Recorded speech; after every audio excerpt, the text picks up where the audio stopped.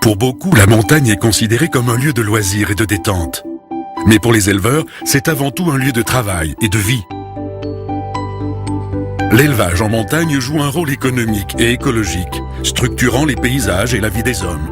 Mais de nombreuses contraintes pèsent sur l'activité pastorale, comme la baisse du prix de la viande, le confort sommaire des cabanes ou la diminution du nombre de bergers. Et depuis quelques années, une nouvelle menace a fait sa réapparition, le loup. Pour y faire face, les bergers doivent réapprendre à protéger leurs troupeaux.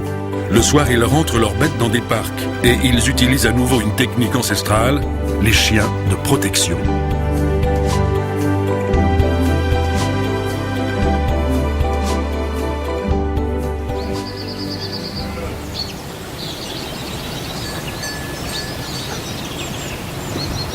Gilbert Gaillan est éleveur de moutons. Pour l'aider à garder ses 1500 brebis, il utilise depuis plusieurs années des chiens de protection. Cette saison encore, il a intégré à son troupeau 3 jeunes montagnes des Pyrénées, des patous.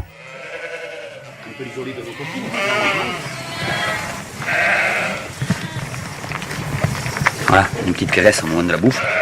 Ils sachent que c'est nous qu'on leur donne. Ces chiens ne sont pas comme les autres.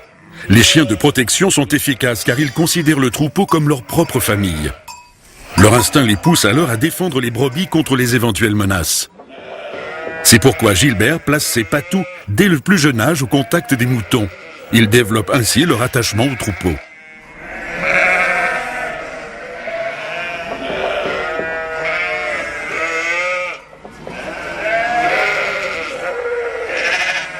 Pendant cette période sensible qu'est la mise bas, l'éleveur ne dort que quelques heures par nuit. L'élevage et l'éducation des chiens représentent alors une charge de travail supplémentaire. Mais il espère que les chiens seront rapidement autonomes et pourront l'aider à protéger le troupeau dès le printemps. L'essentiel, c'est qu'ils restent avec le troupeau en permanence. Il faut qu'ils suivent le troupeau, tout le temps. Quand les brebis vont dehors, ils vont dehors. Quand on les met dedans, je les mets dedans avec les brebis, en permanence aux brebis. Ça, c'est la règle première, qui reste en permanence intégrée au troupeau. La bergerie est à quelques centaines de mètres du village et les habitants ont pris l'habitude de croiser des patous, tout comme ceux-ci se sont habitués à l'activité humaine. Mais la présence d'un autre chien est toujours une curiosité, surtout pour les plus jeunes en plein apprentissage.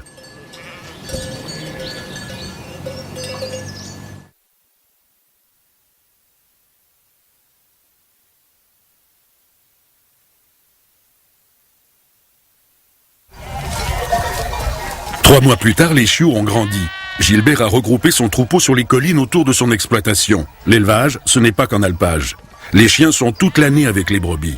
Ici, les pâturages sont plus morcelés et les patous doivent être d'autant plus vigilants car le troupeau peut rapidement se scinder en petits groupes. Si elles se divisent, automatiquement les chiens vont se diviser. Et s'il y a un souci, ils sont moins efficaces.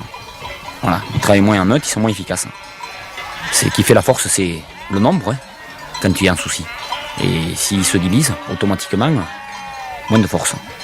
Donc notre boulot, c'est déjà de les faire manger, déjà d'une, de les faire évoluer pour les faire manger sur les zones dans lesquelles on veut les faire évoluer, et de deux, de les regrouper pour qu'elles puissent toujours être ensemble avec les chiens. Réussir l'éducation des chiens, c'est trouver le bon équilibre entre efficacité dans la lutte contre les prédateurs et tolérance envers les hommes. Un bon chien doit être capable d'évaluer ce qui est une menace pour le troupeau. Gilbert compte notamment sur l'expérience des chiens plus âgés pour donner l'exemple aux plus jeunes.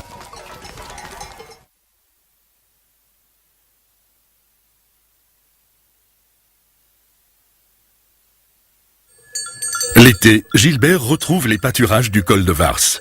Ici, il loue la montagne, mais il sait que ces pâturages vont aussi être le terrain de jeu des vacanciers et que le tourisme est désormais une activité très importante pour la région.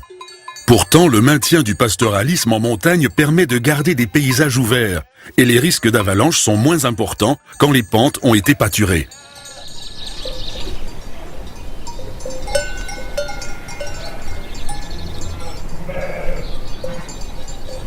Les bergers travaillent avec deux types de chiens. Les chiens de conduite, qui permettent de regrouper les bêtes, et les chiens de protection. De nos jours, la majorité des troupeaux sont accompagnés de chiens de protection. Ils sont autonomes dans leur travail et veillent nuit et jour sur le troupeau. Ils sont à l'heure actuelle la méthode la plus efficace pour repousser les prédateurs. Les chiens travaillent seuls ou en groupe, en se répartissant autour du troupeau, en explorant les alentours, en faisant connaître leur présence. Ils sont entièrement dévoués au troupeau et n'hésitent pas à se sacrifier pour les moutons en cas de danger. On les a pris quand elles se sont levées, là. On a essayé d'évoluer, elles ont mangé là-bas derrière un petit ballon. On les a ramenées, on les a passées au sel. Et puis après, l'heure arrive qu'elles sont obligées de chômer, quoi, la chaleur les prend. Donc on les laisse, on les positionne à des endroits où on choisit un peu, tu vois, l'ombre des mélèzes, là, qu'elles soient bien pour, qu'elles soient à l'ombre pour chômer. Et elles ruminent en fait ce qu'elles ont mangé le matin jusqu'à 4-5 heures de l'après-midi. Et l'après-midi, on recommence, on les laisse évoluer, on les dirige en fonction d'où on veut les faire pâturer pour les faire manger.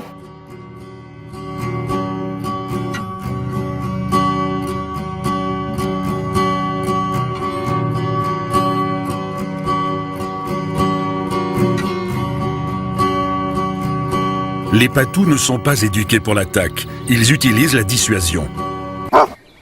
Ils peuvent aboyer ou courir à votre rencontre. Cela ne signifie pas qu'ils vont vous attaquer. Ils sont juste en train de faire leur travail, de remplir leur rôle. Les chiens viennent vérifier que vous ne constituez pas une menace pour le troupeau. Lors de la rencontre, il faut rester calme. L'inspection ne durera que quelques instants. Descendez de vélo, contournez le troupeau et essayez de ne pas affoler les bêtes. Il se peut que les chiens vous accompagnent tant que vous restez à proximité du troupeau.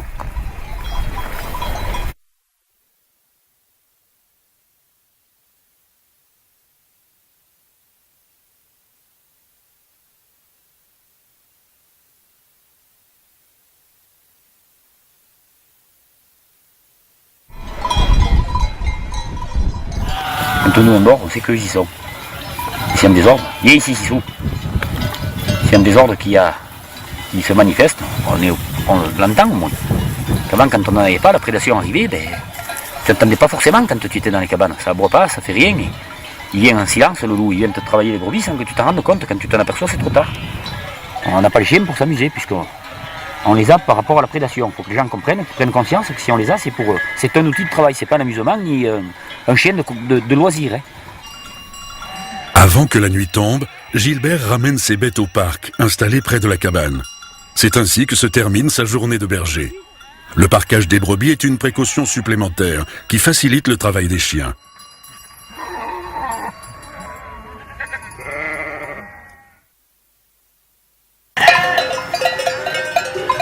La nuit a été paisible et une nouvelle journée au grand air attend les brebis. L'espace montagnard doit être partagé par ses différents utilisateurs, qu'ils soient bergers ou touristes. Depuis le retour du loup, le chien de protection fait à nouveau partie du paysage. Sa présence est nécessaire. Il faut respecter son travail et celui des bergers.